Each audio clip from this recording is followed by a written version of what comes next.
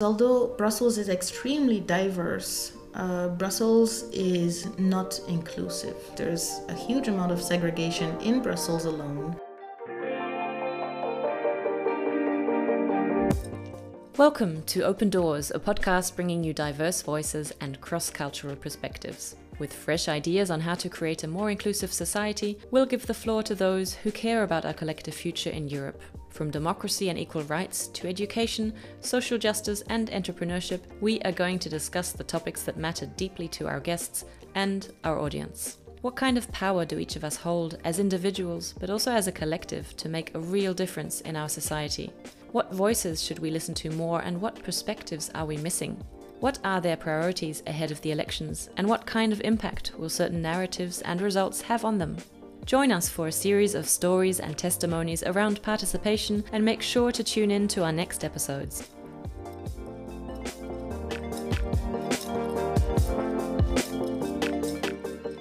For this episode, we were joined by Chaka Welch, who is an IT specialist, photographer, and anti-racism coordinator at Diaspora Vote. Diaspora Vote is an organization that encourages racialized individuals in Europe to engage in EU policies and become the voice of their community. We met Chaka for the first time at an event we held last year in Brussels on inclusive participation, where she spoke about her experience of feeling like a stranger in her own country, Belgium, and of not seeing people like her in positions of power. On her LinkedIn profile, she describes herself as a youth advocate, a wizard with a camera, and a woman in tech. She's a natural storyteller and someone that can fill a room with her energy and warmth. We really hope you enjoy this episode and Chaka's perspectives on why diversity does not automatically equal inclusion. Okay, welcome Chaka, welcome to the Unity offices and to the recording of our second episode of Open Doors, the podcast that we launched actually today on International Women's Day. Happy International Women's Day. It's really nice to have you with us, and I thought it could be nice to start with something for International Women's Day. Was there a woman in your life, or maybe someone right now in your life, that has inspired you or continues to inspire you? First of all, hi, Vanessa. Thank you so much for having me at Unity. I'm already so honored as myself to be here for this podcast on International Women's Day, and happy International Women's Day to you as well. Thank you. In terms of women who have inspired me, I woke up this morning and immediately thought of my grandmother, Dame Maisie Barker Welch, who is an amazing person, woman, but also a pillar throughout generations through the work that she's done to fight against violence against women, for women's rights, and as previously a senator and a member of parliament in the country of Barbados. And I've had the amazing privilege to live under her care for 10 years while I was in Barbados, and just seeing her so hardworking and so caring and helping of people, and especially women, has shown me what it is to be an advocate, and also what it is to help other people. Because throughout her life, not only she's worked hard in terms of her career to help and elevate women, but she's also shown that her house was always ready to help people in need by making sure there was enough food in case somebody came knocking, they would leave with a full meal. She's taught women how to sew and craft to ensure that if they were, for example, trying to escape prostitution, that they could find other means of employment. And this... I'm getting goosebumps. No, it's really inspiring, I think. Do you feel like you kind of... I mean, those are big shoes to fill, but I guess it's more inspiring than anything else, right? Yeah, definitely. I mean, I remember when I came to Barbados first and I walked around with my grandmother, first of all, not really knowing who she was. I knew she was my grandmother, but I didn't grow up in Barbados, so I didn't really have a chance to really see and understand the work that she's done. But I would just walk around with her and people would almost bow or reverence or just greet her like she was a queen. And I was like, what's going on? What is so special about this little lady? And I was just able to see for myself, you know, she's continued through showing her care to me, to my brother, addressing different topics whenever she was invited to events to ensure that women were empowered, giving her precious time to make sure that she advocated for the people in need. Inspiring is an understatement. I think this is what, not only International Women's Day every day is about, apart from smashing the patriarchy, but yes. I think we need these role models.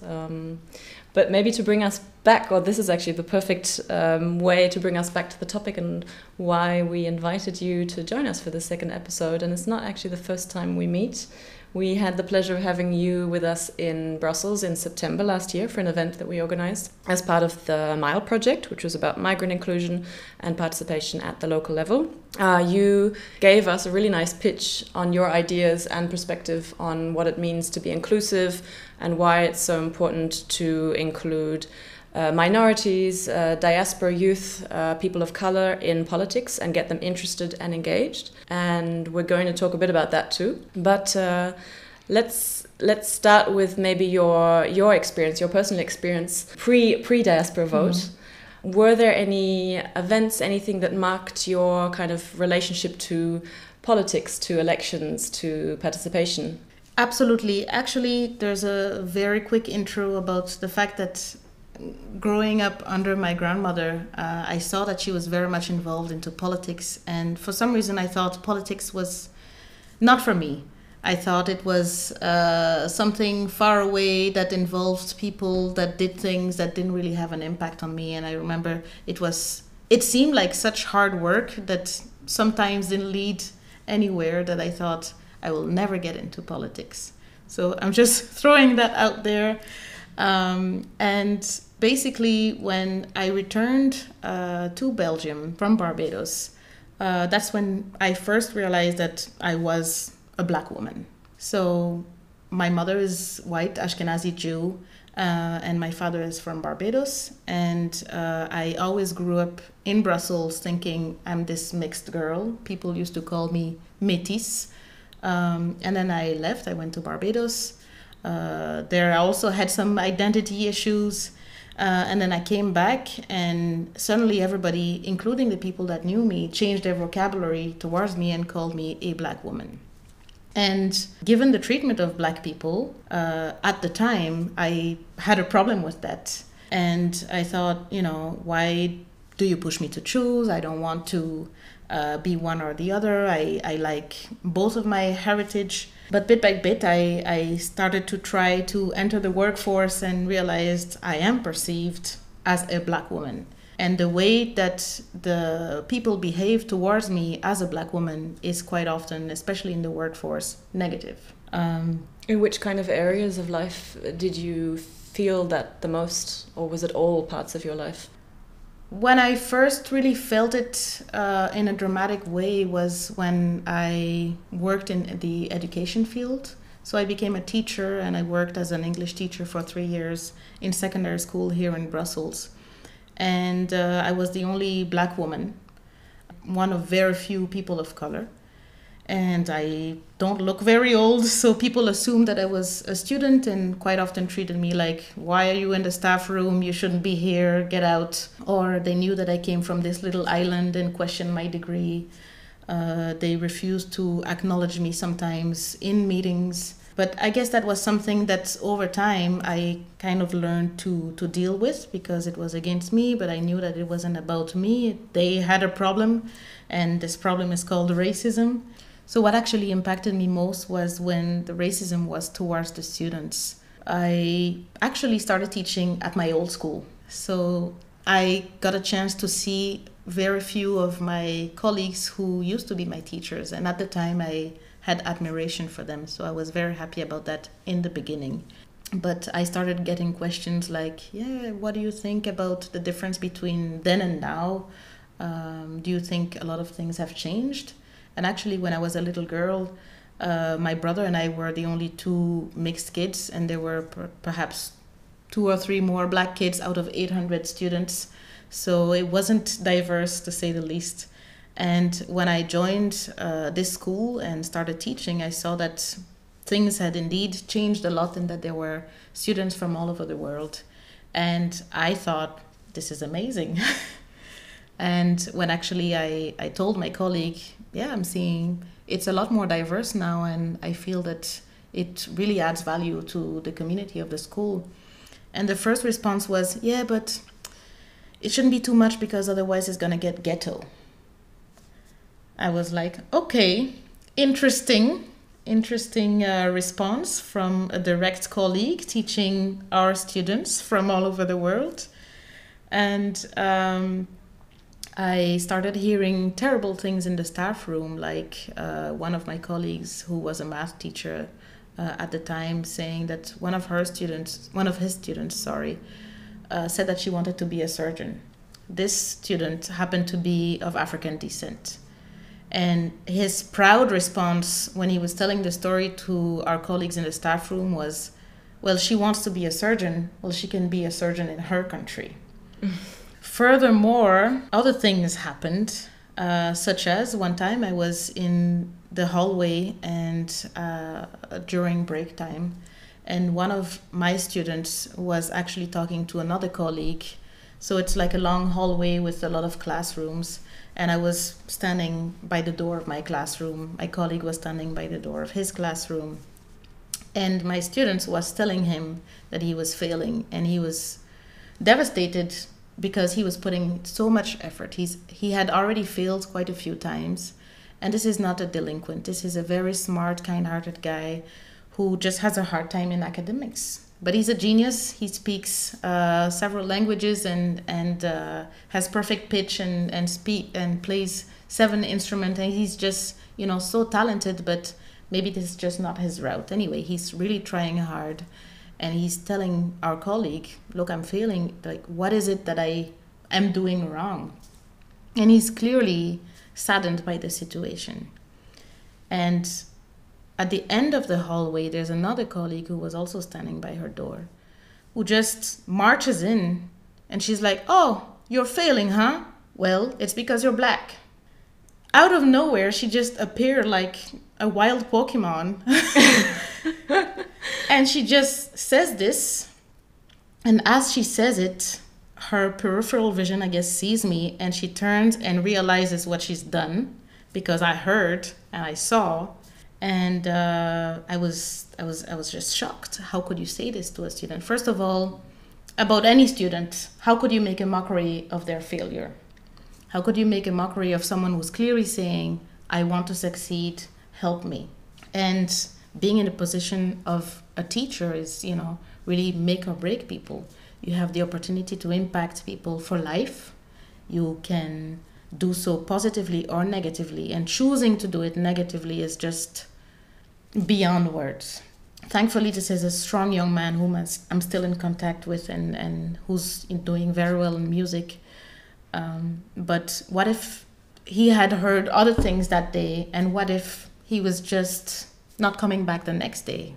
And did you have a feeling at the school that there was a space for you to point these things out and speak up, or didn't it feel like a really, let's say, safe space where you were heard in that sense? No, again, I was a minority, and when I first raised the topic to the school principal at the time, he was the kind of guy who during the staff meetings would say, yeah, you need to contact the parents, but it's hard because the Africans always have 2 or 3 phones and you never know how to reach out to them. So they have such weird biases that me coming to say, hey, look, I heard this and this is not okay, nothing was done. So I wrote a mail explaining the situation. The mail disappeared. We had a meeting. My contract was not renewed.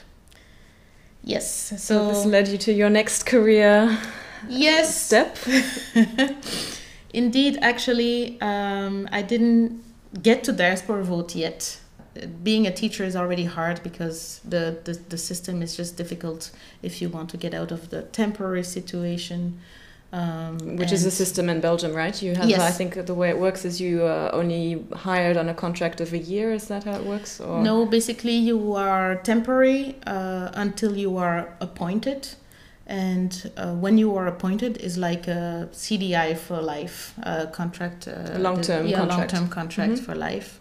And until then, you just have to keep applying every year. And anybody who is appointed, who wants more hours for some reason, can just take your place because they have seniority. And a lot of people take advantage of that system, whereby they become appointed and then they just go on sick leave, and and then you have people like me really trying, and it's tough. So towards the end, I just didn't get enough hours to make it full time. So I had to make a decision because I have children and a family, and so I left the teaching industry and started working in office and IT. And anyway, it's not too far-fetched because I actually studied cinema, so I was always into IT kind of anyway, and I enjoyed that. And so I was invited to an event, and it was on Black History Month and how to get more people of racial minorities into the workforce and how to tackle that at the source. And they started in the panel talking about solutions that seem a bit difficult when I, coming from the educational system, see that the segregation is already happening from below. And I expressed a story about this young man who was told he's failing because he just is who he is.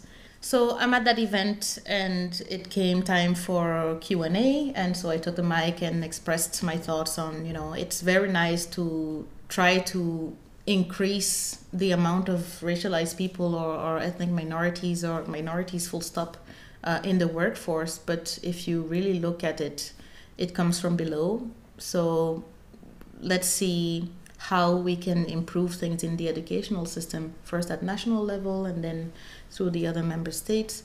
But it's really important that we tackle this topic from where the problem starts. If we have students who are told you can't go in this school because you don't have the means, when it's actually a public school. If I teach in a school that is public in one place and I teach in another school that is also public in one place, why is it that in one where there's predominantly Arabs and African people, there's 15 chairs for 30 students? And why is it that in the other one I have 15 students and not one of them who wishes to study, but still mommy and daddy pays the money and they have the funds for the big screen and the chalk, and the other one they can't even sit down? So the segregation is happening, but we can't tackle it because guess what? No data collection based on ethnic criteria. So it's a problem, but we can't name it, so we can't do anything about it. Anyway, I was at that event, and I think someone from Diaspora Vote was there at the time and invited me to another event that led me to another event. And next thing you know, I'm in this meeting and they're like, yeah, Chaka, you should lead anti-racism. You're now the anti-racism coordinator or advocate for Diaspora Vote? Yes, but in the meantime, we've had so many volunteers and interns and people who just wanted to contribute that it's not, I wouldn't call it the lead anymore, but definitely somebody who coordinates and helps and gives their time to make sure that the topic of anti-racism from an intersectional point of view is tackled everywhere we go. But you are working full-time as an IT specialist, and then you are also working. Do you have two lives? When do you and children? When do you put everything? Yes, so I work full-time as a central delivery manager in Flanders, and I give my free time, whatever I have left, to Diaspora Vote for anti-racism things. I have 3 kids and a 97-year-old grandfather whom I live with, whom I also look after. And so I guess there's a lot of hats. Plus this year, European elections, Belgian elections. I imagine Diaspora Vote is very busy. Would you maybe like to tell us a bit more about Diaspora Vote? What kind of organization is it? And I mean, who's the main target audience? You told us already a bit about the work, but just to sort of explain a bit more for those who maybe don't know Diaspora Vote, what this organization does. Yes, so Diaspora Vote was actually founded in 2018 to counter the lack of representation and engagement of the racialized communities in politics, and to encourage them to vote first of all, and then to become active citizens, and also to let the institutions know, hey, we actually have a voice and we want to be at the table and actually be heard.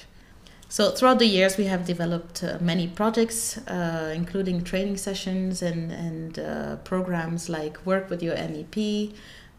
We have ambassadors now from all over Europe who we empower to create their own local events. We have several campaigns, including the Face of Europe campaign, which is a campaign that aims at promoting underrepresented communities to be part of Europe and to show that we are more than the typical face that we see. And we promote engagement from the communities towards their local communities, but also towards the institutions.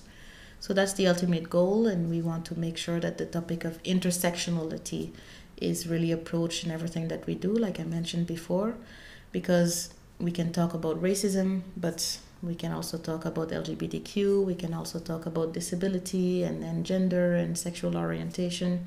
And there are so many things that make someone more or less challenged depending on the situation, and it's up to us, I think, and also to push for the voices of those who might be less privileged within our own lack of privilege to be heard and make room for them on the table.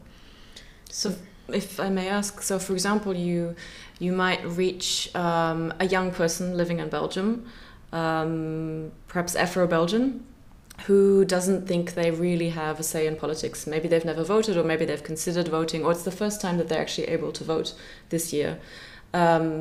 What kind of approach would you then take with Diaspora Vote? Is it more through informing them about what rights they have? Is it more about bringing them in touch with members of the European Parliament, or maybe even the Belgian Parliament, or both together, or is it a different approach? It's a little bit of all of that and more. There's the importance of informing the young people how the policies and regulations impact them. Once they understand how things impact them, we want to show them how they can have an impact in return.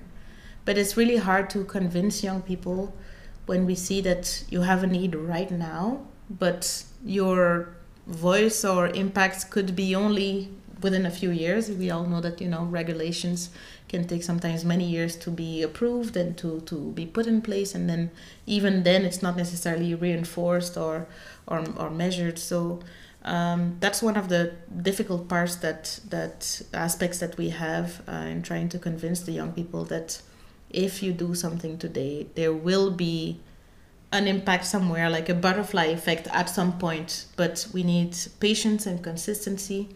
And so we make sure that we are consistent ourselves by continuing to inform them, by involving them, by showing them that not only we invite them at the table, but we are like, what do you have to say?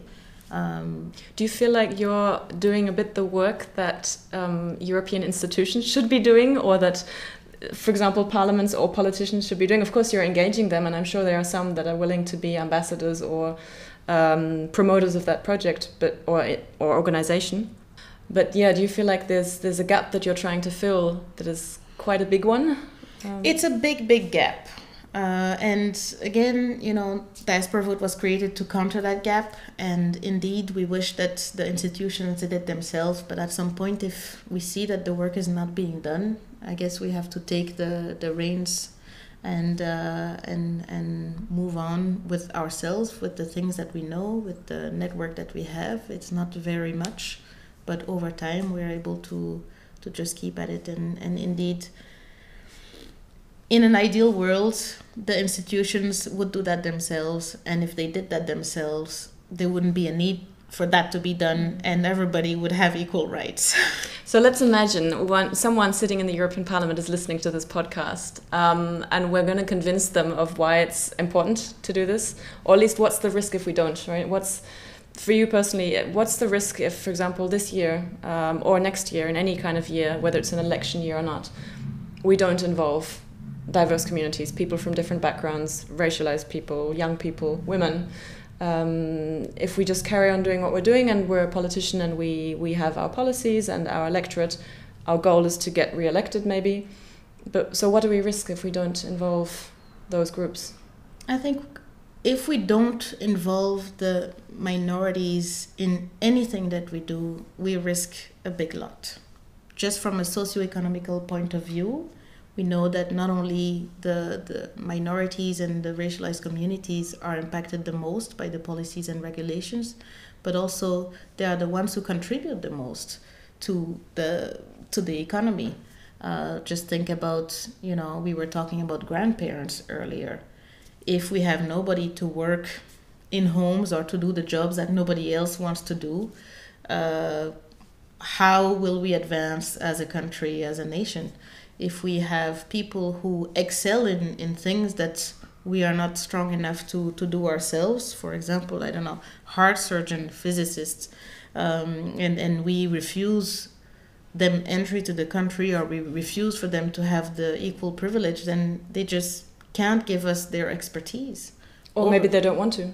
Or maybe they don't want to.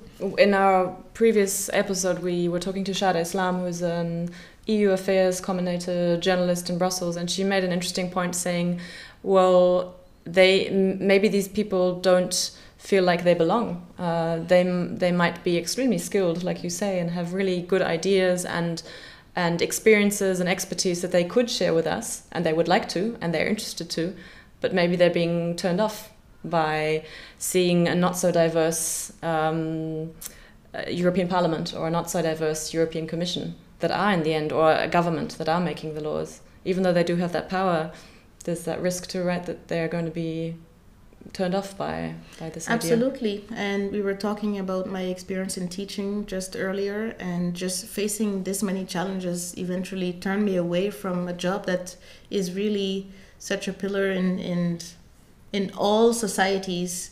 Being a teacher, imagine if everybody was to teach the same about the same topic, then how will we move on and learn?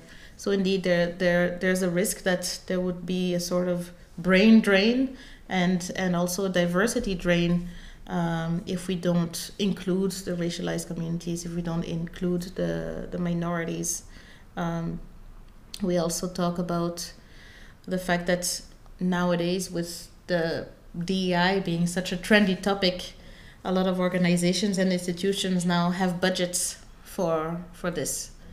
But if we don't take the time to listen to what the actual needs are, we just end up spending the money in the wrong place, and the actual improvements don't happen.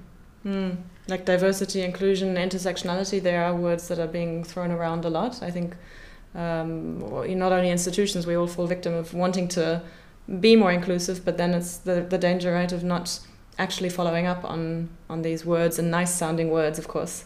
Coming back to elections, I think also this year is like a year where apparently 50% of the voting population in the world is voting in some kind of elections.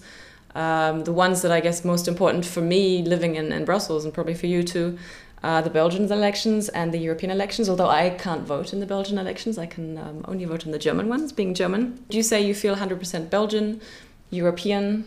What's your political identity or national identity in this sense?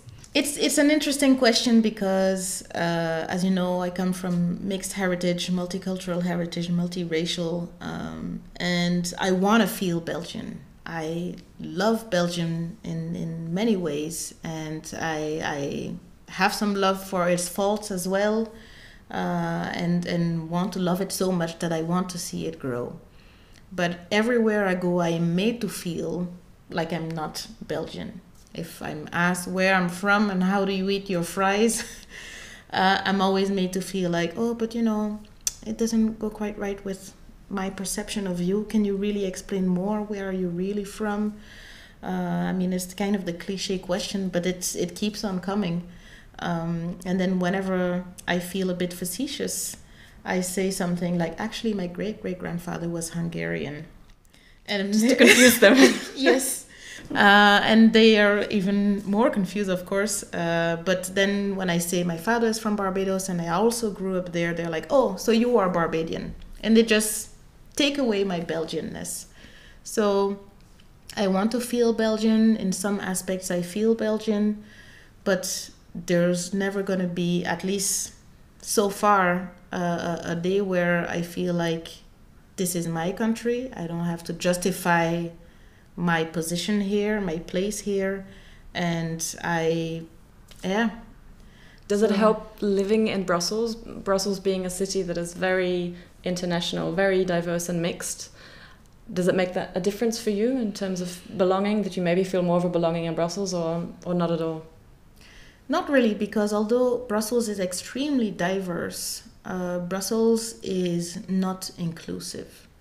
So we often think, as long as it's diverse, we have inclusion. But actually, that's not the case. There's a huge amount of segregation in Brussels alone. Going to my house in a predominantly white neighborhood, we get stopped by the police to ask, why are you parking there? Well, because we're going home. And where's your home? This house. Oh yeah, really? Prove it. And then we have to just constantly justify that we belong. So unfortunately, no, not really. Diversity is a great aspect, but it's not all there is to make people feel like they belong. I'm not going to ask further questions because that's a very good way to end this conversation with something that I think gives a lot of food for thought. But before we completely end and say goodbye, maybe could you share with us how to find out more about Diaspora Vote, what are upcoming events, activities that you're planning, so anyone who's interested, who wants to know more, can check them out? Absolutely. So please follow us on social media at diasporavote.eu. We have a website as well, which you can find either on LinkedIn or even just by typing on Google for Diaspora Vote. We have a number of members and ambassadors who also promote the work that we do in their relevant countries, and they always tag Diaspora Vote. And for upcoming events in May, we will have an amazing expo, which will include the Face of Europe campaign. And also we had a call for various artists to showcase their work. So it'll be kind of a mix between art and political statement. And that'll be, I think, the 9th or the 10th of May. In Brussels? In Brussels. Nice. Yes, so we'll be sure to let you know. Okay, super. Thank you so much, Chaka, for joining us today. Again, a happy International Women's Day, and hope to see you soon. Thank you so much for having me. It was a pleasure.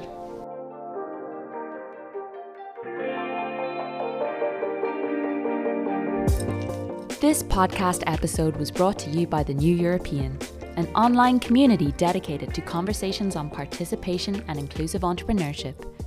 You can find us at theneweuropean.eu and The New European on LinkedIn and Twitter. Subscribe to the Open Doors podcast wherever you get your podcasts.